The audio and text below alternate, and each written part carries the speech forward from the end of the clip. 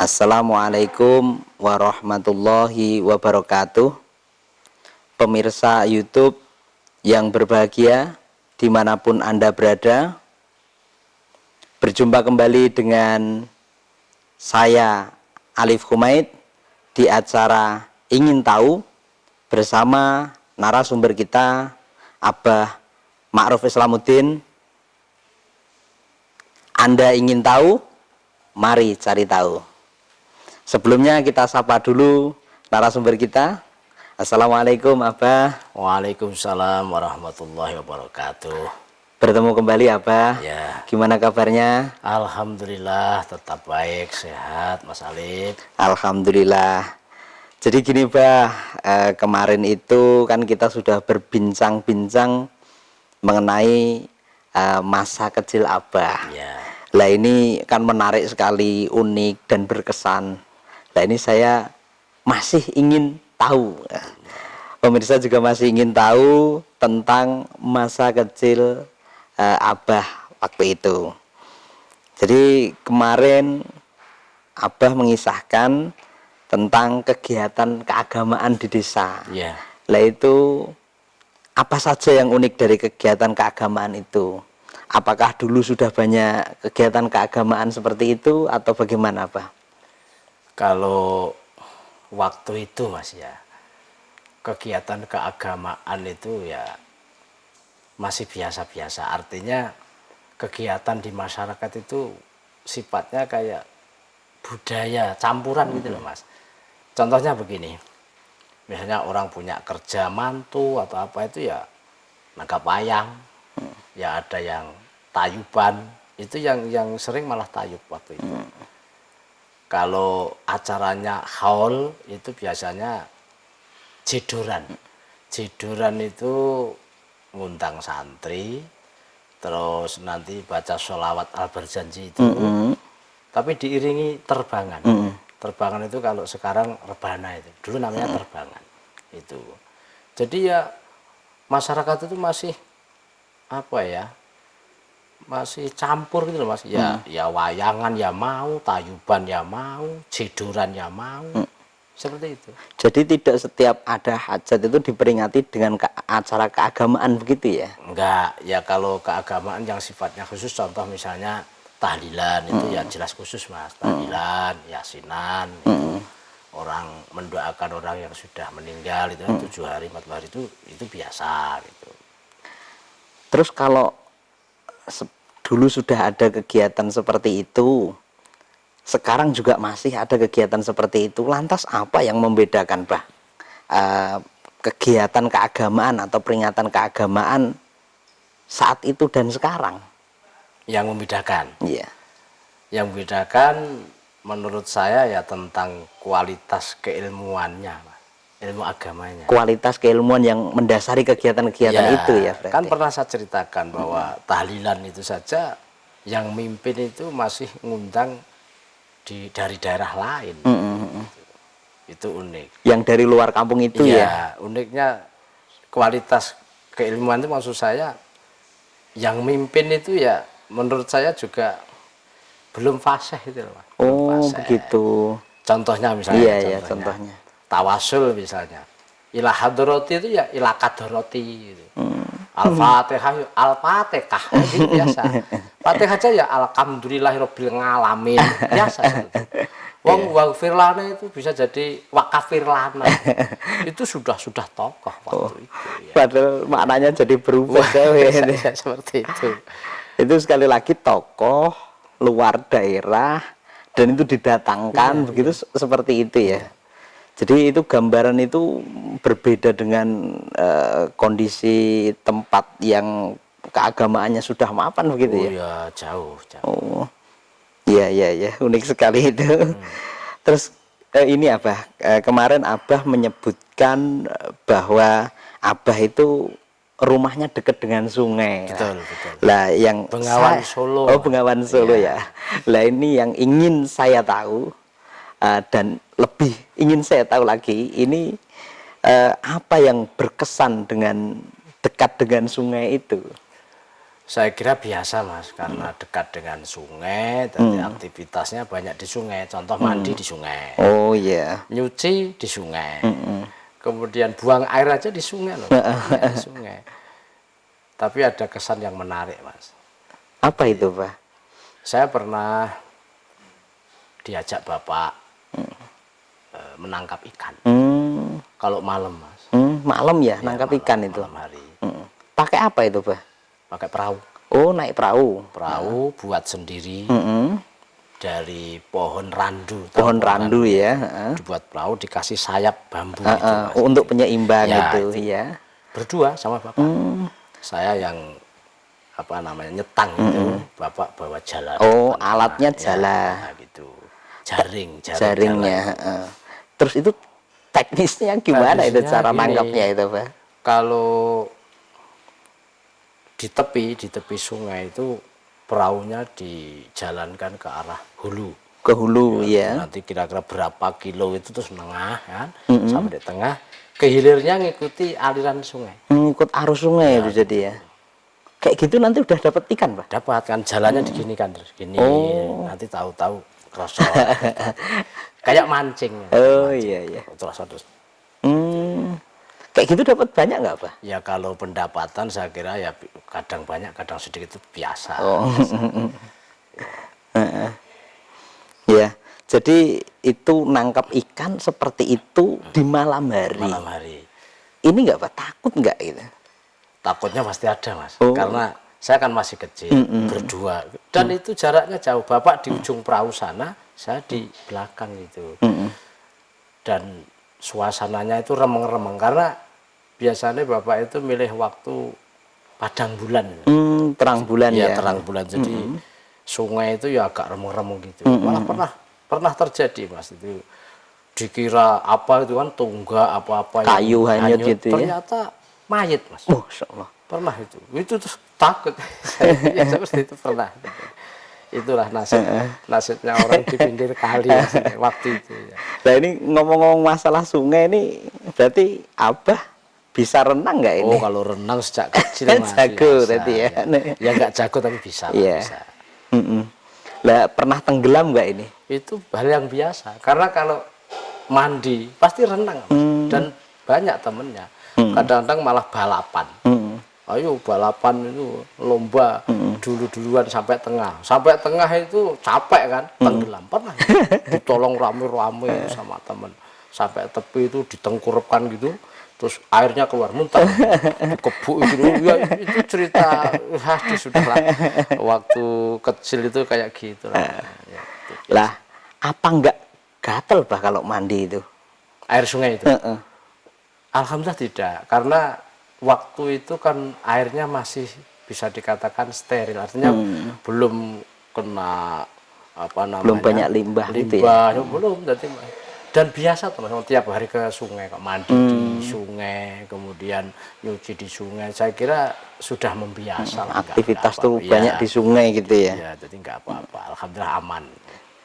Unik ini tentang sungai ini. Nah, ada lagi yang menurut saya unik ini Bah, tentang Abah kemarin tuh cerita tentang ladang ini. Abah ke ladang. Ini Abah suka ke ladang itu? Dikatakan suka nggak suka karena kondisi kan Bapak kan petani. Petani ya punya ladang. Sebagai anak membantu kan wajar. Jadi pulang sekolah kadang ya menggembala kambing, kalau sore kadang ke ladang itu biasa saya kira membantu orang tua. Lah itu ladang milik orang tua itu jadi ya? Orang tua. Terus ditanami apa aja itu Pak? Tanamannya biasanya sayur-sayuran, ya, ada bayam, ada kacang panjang, ada terong gitu. Nyirami Mas. Oh kan di iya. tepi sungai kecil gitu kan, nyirami gitu. Kadang sampai ikut ngunduh juga. Bahkan kalau malam minggu kan besoknya libur tidak sekolah, itu saya biasa disuruh ngantar jual ke pasar sama ibu biasanya. Ibu itu gendong itu, sayurannya digendong, saya mikul. Jalan kaki itu dari kampung sampai kota Pasar Sragen ini ya kurang Jaraknya lebih berapa? berapa itu? Hampir 8 kilo, bahkan sampai 10 kilo itu. Waktu itu biasa Mas jalan segitu ya. Seneng karena seneng. Iya ya, ladang ya Bah itu. Ya. Kalau sawah bahkan kalau Abah pernah cerita desa itu kan ya ada sawah juga kan ya. Lah Ya, kalau ya. di sawah Abah pernah nggak ini? Ya namanya petani, alhamdulillah Bapak juga punya sawah, Mas. Punya sawah. Biasa, saya di sawah juga biasa. Kan orang dulu itu Ditanami apa itu Bah? Mohon padi. maaf. Oh Kalau iya, kalau padi. sawah padi. Dan orang dulu itu kan garap sawah itu nggak pakai mesin seperti sekarang. Dulu memanfaatkan kerbau, Oh, meluku untuk sekarang. membacanya Ya, kalau itu bahasa ya. Jawa meluku baca itu. Garu itu saya senang waktu itu. Kerbau sapi gitu ya Bah ya. Ya. Heeh. Hanya, Kalau hanya saja ada keunikan itu loh, Mas. apa itu keunikannya Bah? Saya itu heran sendiri kok kalau ke sungai nggak apa-apa, ke ladang nggak apa-apa, tapi kalau ke sawah entah ikut ndaut, ikut matun apa itu pasti gatal. Gatel ya? Kaki saya itu terus gatal, dua-duanya. Gitu ya? Iya, itu Ke yang sungai tidak gatel, ya ke ladang nggak gatel, ya tapi kalau ke sawah gatel ya? gatal. Oh, terus sisi menariknya apa itu? Sisi uniknya di mana itu gatel? Ya, ya gatel apa ya alergi biasa gitu kan Pak? Ya zaman dulu kan belum secanggih sekarang. Ya namanya penyakit ya diobati semampunya. Bahkan obatnya itu kadang-kadang ya tradisional. Pernah gatel itu diobati dengan ditempeli daun tembakau itu nggak sembuh. Pernah juga pakai lirang itu nggak sembuh. Pernah direndam di air kemudian dikasih garam sedikit dan apa daun sirih nggak sembuh. Belum sembuh juga. Belum sembuh. Tapi itu kan tradisional Pak. Ya, Kalau yang pengobatan yang sudah modern begitu, ya pernah berobatnya ya ke kota Mas. Biasanya ke Nglangon. Nglangon Iya, itu kota Sragen sebelah utara. Jaraknya dari jaraknya rumah ya sekitar 7 kilo lah. 7 kilo. Itu saya masih ingat namanya Pak Dokter Wito. Tapi sekarang sudah meninggal. Itu pengobatannya dari rumah ke Ngelangon itu tadi, naik apa Bah nih? Ya digendong bapak. Digendong. Digendong saya SD Jarak itu ya dia. 7 kilo. Iya gendong jalan kaki. Digendong? Lah kenapa Bahkan nggak naik pernah- motor saja Pak? Wah, jangankan motor Mas. Saat itu orang punya sepeda ontel aja masih jarang. Jalan kaki. Bahkan pernah berobat itu saya digendong saat itu banjir. Pernah itu. Jadi Digendong jaraknya jauh, ya, masih banjir juga. banjir. Lah kalau digendong berarti tetangga-tetangga itu tahu Pak? Ya otomatis melihat Mas karena ya wong di jalan itu banyak orang yang tahu dan tanya atau biasanya orang kampung kan begitu. Mau diajak kemana ya berobat. Kalau dulu orang ngomong nggak berobat, mau suntik itu saja. Mau Iya, suntik. iya, iya. Malah ada istilah dulu itu disirum ke, disirum ke diobatkan kalau Iya, bahasa serum gitu ya. gitu. Saya nggak tahu po disirum ke itu apa. Saya Iya. masih ingat betul itu. Lah itu diobatkan, digendong sampai sejauh itu kesan yang timbul di masyarakat itu bagaimana? Ya kebanyakan kasihan Mas. Karena sering gitu loh. Lama, artinya sakitnya itu lama. Berarti berobat yang modern itu pun juga Abah itu sering ya? Sering. Sampai maaf ya, karena seringnya berobat itu ya sebenarnya biaya murah. Karena sering akhirnya jadi mahal. Oh gitu ya. Jadi mahal. Saya pernah ingat Mas itu. Untuk berobat saja sampai bapak itu menjual kambing. Mas, jual Iya, kambing? jual kambing pernah. Kemudian pernah juga menjual perhiasan kakak saya itu. Anting-anting Anting-anting dijual itu. untuk Untuk saya mengobatkan Iya. itu. itu yang saya alami waktu itu Masya Allah. Padahal saudara-saudara saya nggak seperti itu, hanya saya sendiri. Saya sampai kadang malu Mas. Malunya begini, kan teman-teman biasa habis sekolah kadang-kadang kalau ayah garap sawah kan juga ikut bantu di sawah. Saya gitu kalau ke sawah gatel, saya malu. Sama teman-teman diejek kadang-kadang, wah dikira kesannya apa pemalas gitu ya. gitu. Tapi kenyataannya seperti itu. Lah yang unik nih dari cerita ini kan Abah ini digendong sama bapak ya, berarti sama bapaknya begitu ya. Iya, Bapak. Lah sama orang tuanya ini digendong, ini apa kesan dari orang tua itu waktu menggendong itu ini yang pengen saya tahu itu. Kesan Mas ya. Yang jelas saya sebagai anak ini merasa berutang budi banyak kepada orang tua dan belum bisa membalas yang seimbang. Tapi lebih dari itu, kesan yang saya ambil adalah mungkin doa orang tua. Karena begini Mas. Waktu itu sempat berucap apa itu orang tua? Karena begini Mas kan, mungkin ya sudah lama mengobati sakit kan, sebenarnya kalau dilihat dengan mata kan sakitnya nggak sakit membahayakan, kulit saja gatal. Tapi kok berobatnya sampai bertele-tele seperti itu, makan biaya banyak, akhirnya orang tua sampai ngomong gini, kalau bahasa Jawa kan begini, lele kowe cah desa anake wong tani kok angger ngambah sawah kok mesti gatel, besok per dadi cekel gawe. Gitu, itu kalau bahasa Indonesia kan, kamu ini orang desa, anaknya petani, kok nggak bisa di sawah? Kalau ke sawah kok pasti gatal. Apa kamu bisa jadi orang misuwur, orang dapat pekerjaan yang lain seperti itu. Nah itu yang mungkin kesan saya apa ya, ucapan itu doa. Selain doa melekat gitu ya. Ucapan doa apalagi orang tua. Udah. Maka kita harus berhati-hati dalam hal ini, ngomong yang baik. Nah ini dari kisah yang disampaikan Abah ini kan sudah panjang ini, unik gitu kan, berkesan gitu. Dari semua itu hikmahnya apa Bah ini Bah? Hikmah dari cerita ini apa ya? Pertama, doa orang tua kepada anak itu mustajab, seperti doanya Nabi kepada umatnya, meskipun itu dalam kondisi disengaja maupun tidak. Yang kedua,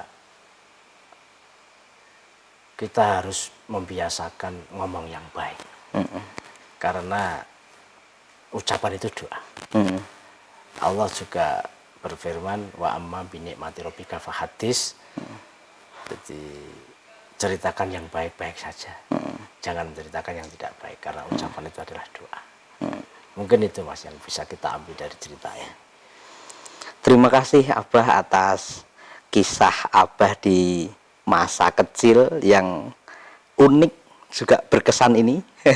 Terima kasih sekali lagi. Sama-sama. Demikian pemirsa, perjumpaan kali ini mudah-mudahan ini bermanfaat untuk kita semua. Pemirsa ingin tahu lebih lanjut tentang episode berikutnya, saksikan terus acara Ingin Tahu. Anda ingin tahu, mari cari tahu. Demikian, Assalamualaikum warahmatullahi wabarakatuh.